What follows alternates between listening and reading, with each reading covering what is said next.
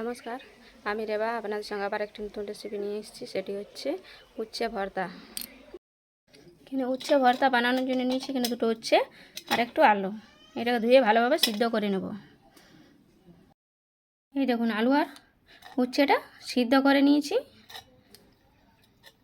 এবার এটাকে মেখে নেব।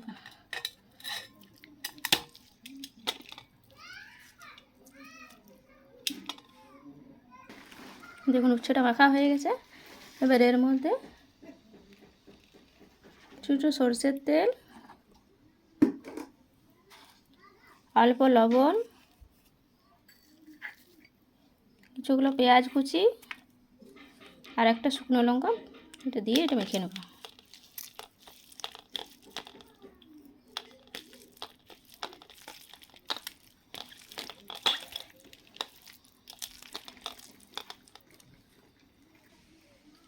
এই দেখুন, এটা মাখা হয়ে গেছে। এটা কিন্তু রেডি হয়ে গেল উচ্ছে ভর্তা। তো এটা গরম ভাতের সঙ্গে খেতে খুব সুন্দর।